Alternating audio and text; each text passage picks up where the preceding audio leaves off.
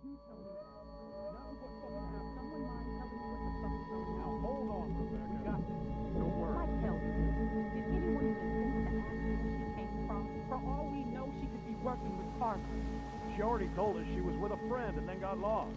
She was bit by a dog. What? And you just believed her? You should have put her out of her misery right there. Dog bite my ass. Hey!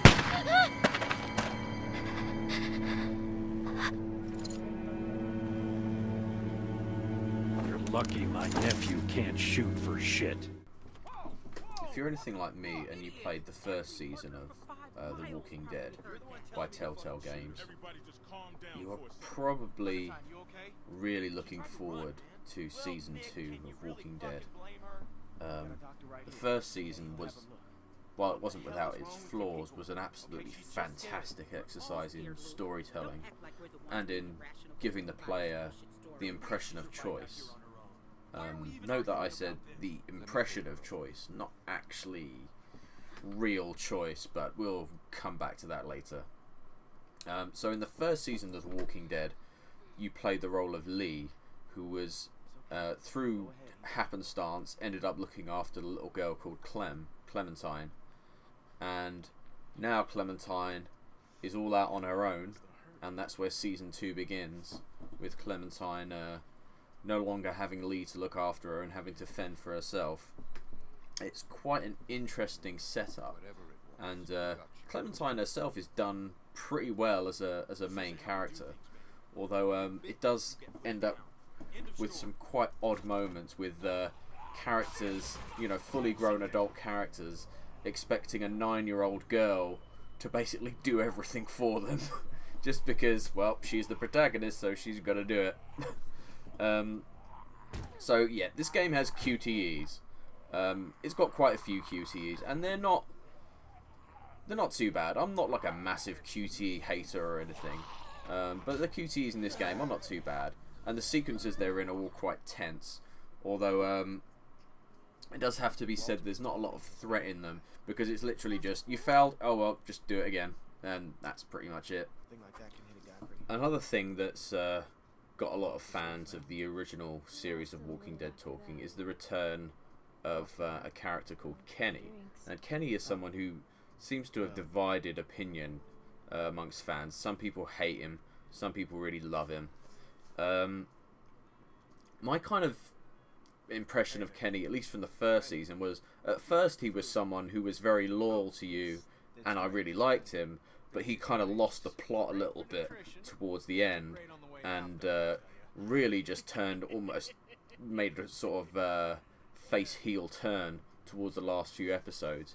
And when he comes back in this, you almost think, oh well, he's a new Kenny and he's changed, but really it seems like later on he just goes back to being the old Kenny, which is a bit of a shame. I kind of got the impression that what they were going for was you were supposed to feel that Kenny was this guy who you were really close to and really good friends with, but he just keeps making mistakes and he's really unstable. But the problem is he's just so much of a liability. When you get to the end, it's just very hard to like him. So going back to what I said earlier about choices, this game has a lot of choices. It has a lot of options, things you can say, things you can do, moral dilemmas and quandaries, and that's something that definitely is effective and works quite well, and will definitely give you some real pause for thought as to what you're going to do in a lot of situations. But one of the problems is, some of the time it doesn't really seem to affect the overall course of the story a great deal.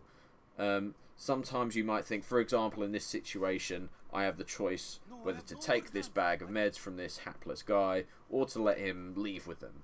But the thing is, the same thing is going to happen either way.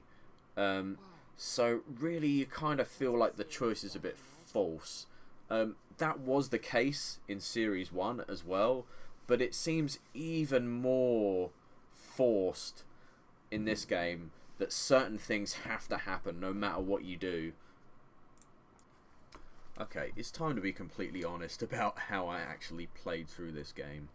When I first bought this game, I bought it in the Steam Halloween sale, and I played through it in one night.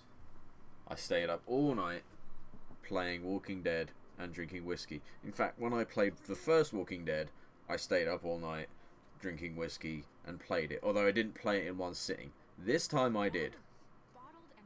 So you can probably imagine by the end of it, it was about 4 or 5 in the morning and I was in a bit of a state. It was a hell of an experience. I don't necessarily recommend playing through the game that way, because I had to replay sections of it again to kind of get reform my drunken memories about what happened. But it might give you some impression of the sort of emotional impact this game can have. Like, in spite of everything I said, in spite of the flaws in characters, in spite of the way the choices sometimes don't quite ring through, this is a game that is really going to play on your heartstrings. You will feel so attached to these characters, and when some of them die, particularly the ones you really like, and there will, even if you probably will be some characters you hate, but there will be 1 or 2 that you really like as well. And when they go, you will be absolutely devastated.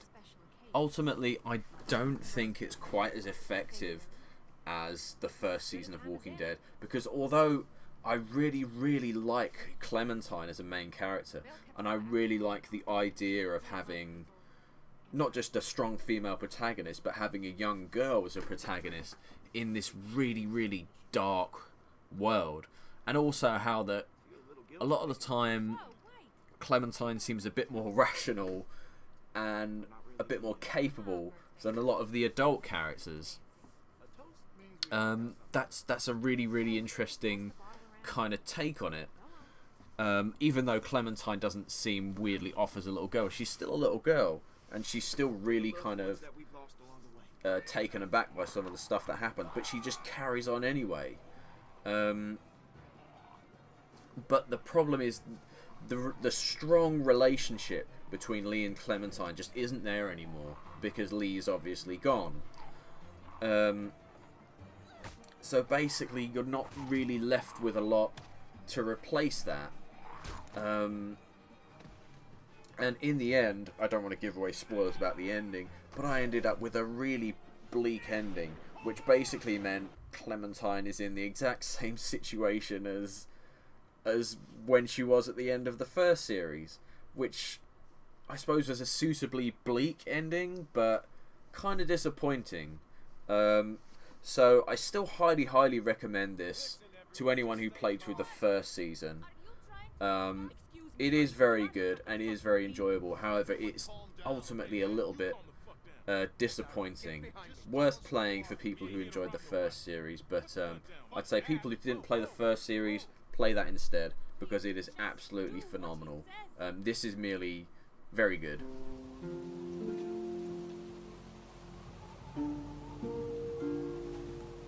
Holy shit. Wait, you know this guy? Clementine? I can't believe it's you.